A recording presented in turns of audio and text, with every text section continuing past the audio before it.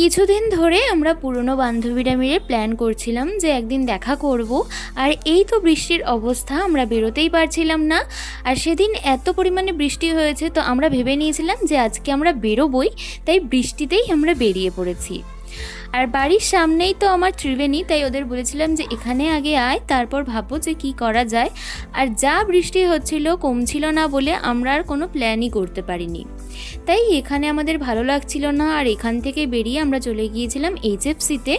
এটা তো আমার ভীষণ প্রিয় একটা জায়গা, তাই ওদের বললাম যে চল এখানেই যাই। আর গিয়ে তো আমরা প্রচুর গল্প করছিলাম, আর যেহেতু বৃষ্টি হচ্ছিল সেই জন্য পুরোই ফাঁকা ছিল, শুধু আমরাই ছিলাম। খাওয়া দিচ্ছিল, আমরা খাচ্ছিলাম আর আবার অর্ডার করছিলাম। এইভাবেই আমরা অনেকটা সময় এখানে কাটিয়েছি। আর শুধু খাওয়া দাওয়া নয়, আমরা এত পরিমাণে গসিপ করেছি, এত গল্প করেছি, তা তো বলারই নয়। তো চলো, আজকের দিনটা তো খুবই সুন্দর কাটালাম। টাটা।